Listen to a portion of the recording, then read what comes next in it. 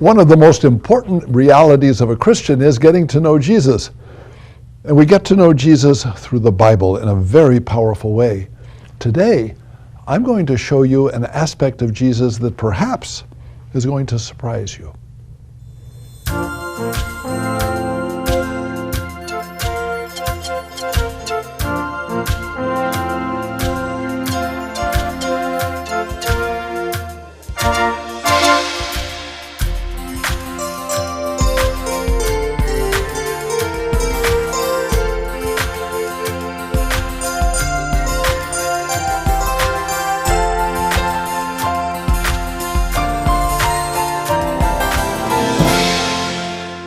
What I'm doing now is, during this year, I'm trying to go through the Gospels, the four Gospels, Matthew, Mark, Luke, and John, and trying to understand, if we look at each of them, what's an open door that they're going to give us to being able to understand and know Jesus. Right now, we're going to be looking at good old Saint Mark. I choose Mark first because Mark was probably the one that was written first. We oftentimes think, well, I guess Matthew was written first because it's Matthew, Mark, Luke, and John when you look in the Bible. But scholars have told us that, oh no, Mark was the first. And Mark was really the foundation of what Matthew and Luke wrote. And well, John kind of goes on his own road, coming up with new ideas and new approaches to understanding Jesus.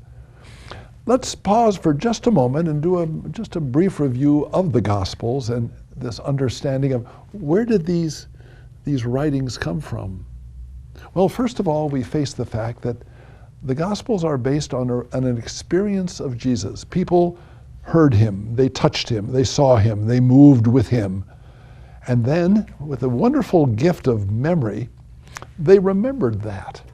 And not only did they remember it for their own lives, but they started talking to people around them. And we know, as we study the Bible, that Jesus was not just talking to a small group of people there in what we know as Israel today. There were people from Syria, from Jordan, even south of Israel. There were people from Lebanon that came. He was a powerful personality that attracted many people. They heard the message, and they were changed in their own lives, and then they started talking to other people from those experiences of his teachings, his healings, and just his very presence as he multiplied loaves, and even for some of the disciples who walked on water. When we talk about the Bible as being the real Word of God, it's important to remember a certain fact that sometimes we forget. You and I live today in a world in which memory is really very weak. And we have a lot of crutches to be able to get us through things that we can't remember. We have computers. We have little pencils and papers that we can write things down on little sheets of paper. But imagine what it was like in the time of Jesus, when there were no computers, there was no pencil and paper. Most people didn't. And so when someone said something, boom, it stuck. And you could remember many, many things that they had said. That was the reality of Jesus. That was the reality of him speaking and carrying it around. But that reality that was filled with a lot of good memories began to struggle. And it happened, well, when Jesus left, of course, they started trying to remember things about his life. But then around the year 70, the temple was destroyed. The temple, which was the center of the worship of the Jews and of Christians too, because we know that when we read from the Acts of the Apostles, they would worship in the temple also. They would come to there. But now, as the temple was destroyed, as those eyewitnesses started to move away and they would die, the importance of writing down what was the Jesus experience became very real. And we believe that there were people who, like Mark, who went around and listened to eyewitnesses, but also there were probably some people who did have the gift of writing, and they would collect things, stories about healings of Jesus, some of the parables of Jesus, even stories of the resurrection. And he would gather those all together, and he would start to write down. And Mark was Mark was a very special person, and I think we need to acknowledge this. As the first writer of the Gospels, he was one who really set out a road, a way of us understanding the other, especially those three Gospels, and even John. He was in many ways a genius in his writing of the Gospels. Well, what was that Gospel? Well, it was a Gospel. It's the shortest Gospel. It's only 16 verses. And as you try to understand Jesus as you're reading through that, and really within a matter of an hour and a half or 2 hours, if you just sat down and you said, boom, I'm going to do this, you could prayerfully read the entire Gospel of Mark. And what are you going to experience? Boy, things are happening fast. Jesus is moving around to all kinds of people. There's power and simplicity and very shortness. But one of the real things that happens with Mark is that we start to experience Jesus as one who can relate to you and to me. Not just a person that lived 2,000 years ago in a strange country with a strange language far away, but in Mark, all of a sudden there are echoes of things that are going on in your life and my life that says, wait a minute, Jesus was actually partaking, he was experiencing just what we're experiencing. In a very, very fundamental way, Jesus became an emotional person. That's fascinating to think about Jesus and emotions, isn't it? Because we kind of want to think of him as God, and of course we believe that, but that godliness kind of puts him away from relating to us. But you know, when you go to the Gospels, you find out that Jesus was angry, Jesus was tired, Jesus was excited, Jesus was discouraged, and here's a real zinger for you, and I told you at the beginning of this that I was going to share something with you that might shock you. But in the Gospel of Mark, Jesus fails. Now I know that almost sounds like it's a heresy, doesn't it? Like I'm really way out in left field. But I want to go through just briefly with you an experience of understanding that Jesus became one of us. He came into our life. Why? Because he wanted us to be intimate with him. He wanted us to know him and not be just the God in the mountains, God in the sky, but a God who knows us and loves us and with us. And one of the greatest realities of our life is that we attempt to do something, we go for goals, and we fail. And to listen now and know that God, the creator of the universe, wants to become one with us and wants to experience failure. It almost sounds, well, it sounds like heresy. It almost sounds like, where are you coming from? But you and I both know that failure is a very reality in our life. We know that there are failures in marriages. Oh, they start out so well, everything seems good. There's children and everything is fine. And then somehow things start to change and marriages can fail. And failure becomes a shadow and a reality in our life. And we can say, yes, that I'm better now, everything is fine, but there's a shadow of failure is dominant in our life. But what about, not just a marriage, but what about dreams? Each of us is a person who has a dream in our heart. If you stop and think about that just kind of quietly, there's something in us of moving beyond the world in which we live, something that is really big. It might even be changing the whole direction of the world where we're coming from. And a lot of times we live with the reality of a failed dream. That dream just doesn't happen. We've experimented with it. We might have even invested money in it. We might have invested time and education and done all kind of things, and boom, it fails.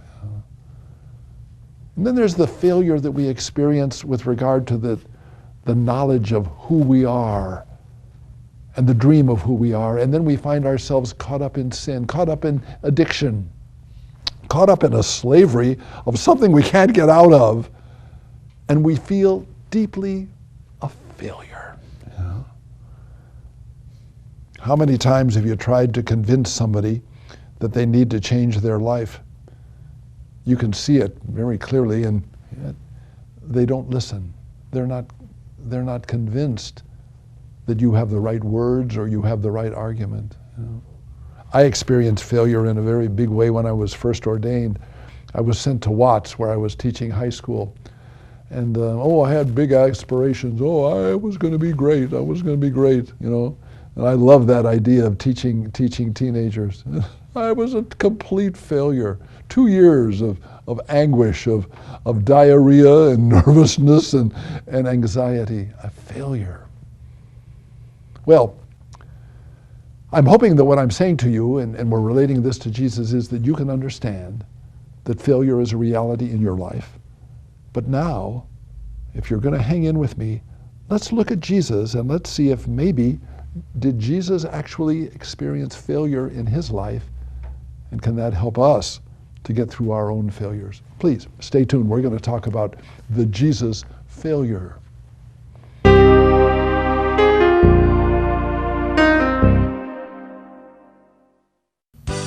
One of the most charming aspects of Jesus was that not only did he heal people, not only did he walk on water, but Matthew and Mark say that whenever he was talking to a large group of people, maybe thousands of people, he only told stories. I love that, because thinking of Jesus as a master storyteller is so intriguing. And I've written a book about the parables of Jesus. The book is called 15 Faces of God. I go through 15 parables, the exciting ones, and then I show how Jesus is saying in this magnificent love that he has for his Father, this is who my Father is. So as you listen, you're going to hear various faces of God: searching, humble, listening, celebrating, loving, forgiving, proud, and even optimistic. I want you to have this book. We're going to be giving you a special offer. For $10, you're going to be able to have this book. This will be a great way for you to help our television ministry, and also find a wonderful way of understanding how Jesus uses these magnificent stories as opening the door for us to know who God the Father is. So please, a $10 donation, or $10 or more if you can, to allow yourself to be enriched and to also bless this ministry, this television ministry, which is continually needing your prayers, but also needing your financial support. Please, make sure you get this book.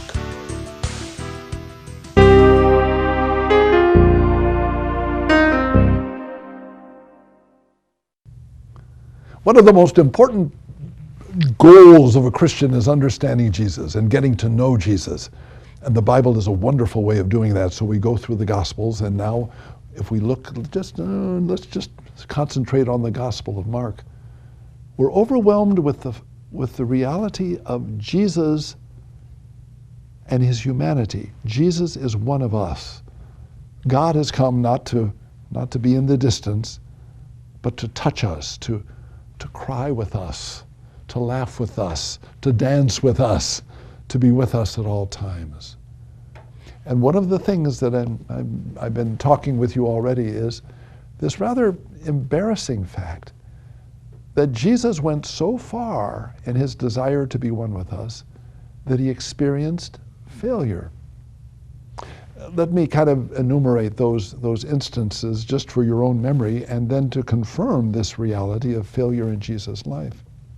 In the Gospel of Mark, at one point Jesus has moved from Nazareth to his new headquarters, if you will, on the northern part of the Sea of Galilee. I'm not sure of the distance. I think it's about, it's maybe 30, 40 miles away. It's up in the northern part of Israel. And then when he's in Nazareth, he's working with people, and large numbers of people are coming.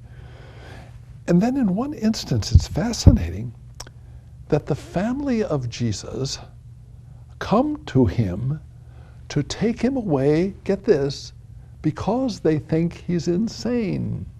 Hello? They think that he is insane. All of this thing that he's not eating and he's working and he's going in all this ways that seems so different from what they'd experienced with him there in Nazareth. You know? And we find I can even jump a little bit more because I think Luke picked up on this theme of the family of Jesus and even the hometown of people. In the Gospel of Luke, jumping away from Mark for just a moment, Jesus spoke about how God the Father loved even people from Lebanon and from Syria, people who were not Jews.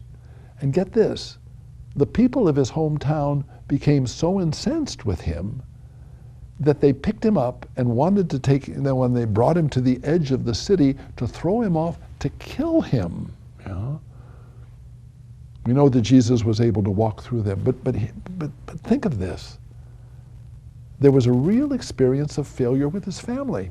There was a real failure with the people with whom he was raised for 30 years.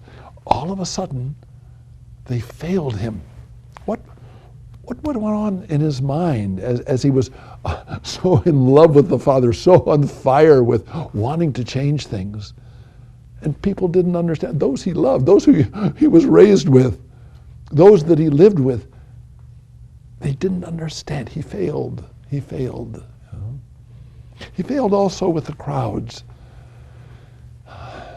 We know from the Bible, and I've spoken of this before, large numbers of people came to Jesus, large numbers of people.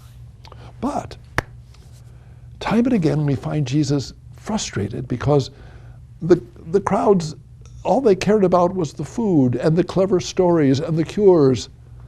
And they were missing the vision that Jesus had, that people were going to change their lives and come back to their Father. And this was going to be the kingdom of God, was going to be the dominant one.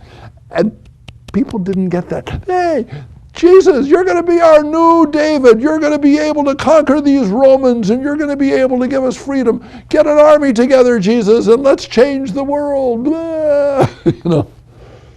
And Jesus, I'm sure he just shook his head and he said, I've done all this for one purpose, and what have you done? You misunderstand me.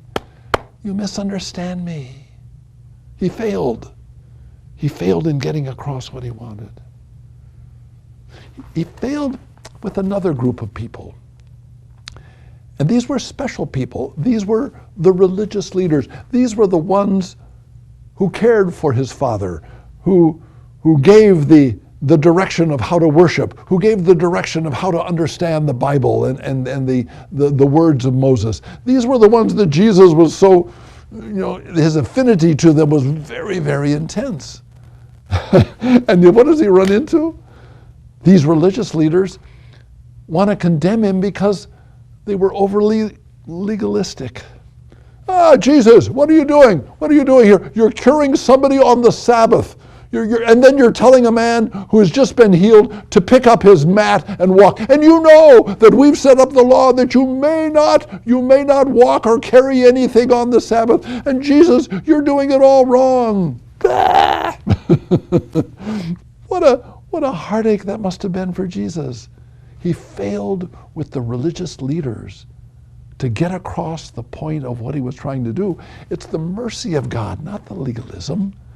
It's the love of God, which is the power of what I want to share with you. And they couldn't get that into their heads. They couldn't get that into their heads. They were all afraid that, oh my gosh, this person is getting so popular. These are the religious leaders. He's getting so popular that they're going to get the Romans to come down and they're going to destroy us. And so it was the religious leaders in many ways that were the key ones that wanted to kill Jesus, that wanted to get rid of him, because of what he was saying about law and what he was saying about shaking their control of the world. Well, not only religious leaders, But Jesus failed in many ways with his disciples, the 12 apostles, the 72 that were walking with him. He failed time and again.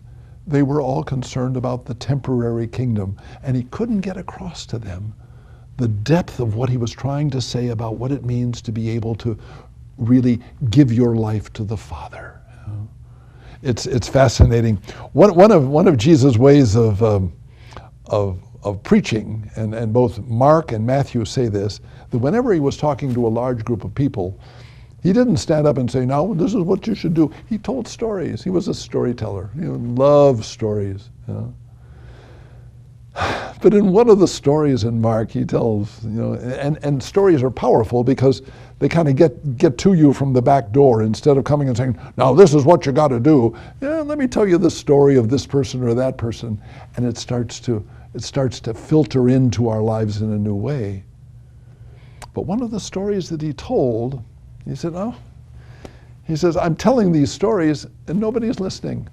Nobody's changing their life. Nobody is really coming in, and I'm like talking into deaf ears." He was a failure at his beautiful gift of being a great storyteller. He couldn't get it across, couldn't get it across. Well, we can talk about the disciples, and the apostles, but we also have to remember one of the special apostles, probably his closest friend, and that was a man by the name of Peter. And one time Jesus came and he was predicting the fact that, because of all the opposition that he had and because of people not accepting, he was going to go down to Jerusalem and he was going to be killed. He was going to be killed.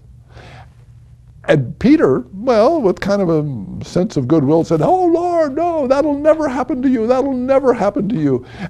And Jesus had to come to Peter and say, get this, "Get behind me, Satan. You're not speaking the words of God." Boom. Here is Jesus talking to his best friend, knowing that he's failed with that best friend. Failed because Peter wouldn't accept the reality of the cross as an integral part, as a necessary part of the whole salvation history. Jesus failed with Peter. Boom. We know too, kind of an interesting insight into the failure of that was this. Remember the scene of the walking on water? The apostles are all in a boat and they're going along, and all of a sudden they look up and there's Jesus walking on water, and Peter with his bombastic, hey, that's great, Jesus, let me do that, can I come to you too? And Jesus says, come on. And the Bible says that Peter got out of the boat and he actually walked on water. It's not that he knew where the stones were. He knew he was walking on water. And then all of a sudden he said, "Oh my God, I'm walking on water. I shouldn't be walking on water." Boom, and he starts going down. Jesus comes over, grabs him, and helps him to get into the boat. But he said, "Oh, come on, Peter. You got to have faith. You got to have faith." Oh, and then Jesus, what it must have meant when Judas was the person who betrayed him, an intimate friend, one of the 12, he failed him. And finally, hanging on the cross, nails in his hands and feet, dying. Everything seems to have turned away. And Mark brings in a quote from Psalm 22. And Jesus cries this out, and he calls to his Father in the midst of the great, great failure, my God, why have you forsaken me?"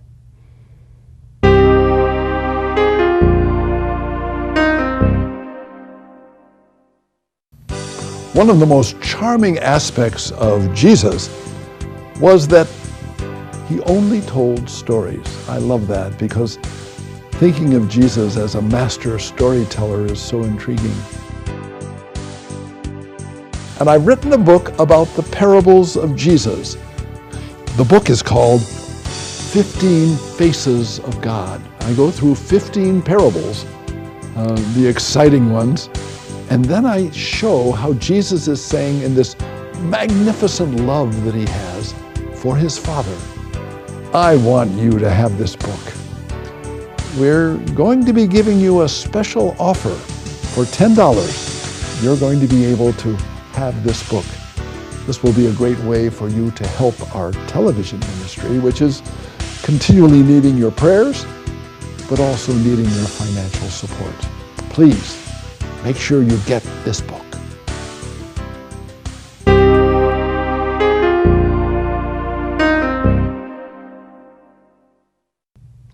You and I both know what it is to have trauma in our lives. And the big question comes is, what are you going to do with the trauma? Well, some people commit suicide. Some people just move to drugs and they just surrender. Or we can allow the trauma to become a stepping stone for healing ourselves by the knowledge and the wisdom that comes from the trauma, and also having a new access to people who are also struggling with those kind of things. Make sure that in the failures of your life, you remember these words that I've spoken to you, and again, get a chance to read the Bible. But remember, Christ has come to say, I'm with you. I'm not a God. And in the midst of all of the discouragement that we might experience, we can never forget that the gospel always ends with the resurrection. Jesus wins. Even in the struggle with his Father, my God, why have you forsaken me?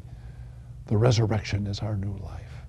And I'm praying that you're going to be a part of this ministry, not only with your prayers, but with your financial support to allow us to continue. We're your vehicle of being able to share the good news around the world, accepting Christ's call in Mark's gospel about go and spread the gospel to all the world. If you're supporting this ministry, you're allowing us to continue to do that. You're enabling us to do that. So please keep us in mind. Give a call and let us know of any prayer intentions you have. Please give us a call too if you want to have some peace in your life. Join, if you will, in prayers with Christy from Tennessee. She has a mental illness. Joan from Alabama, healing of her body and a financial breakthrough. In Massachusetts, Stanley, looking for a Christian lady, a person with whom he can become friends. He's a widow. And Irene from Rhode Island, praise and thanksgiving for healing in her family. We need prayers and thanksgiving. Lord, help us when we go through failure. Help us when everything seems to be falling apart. Help us to know that you're with us. You never let us go. Enter into the lives of all these people that are part of our family here at Wordnet. Bring about your healing and your peace and your love. And may Jesus' love for you always make you smile.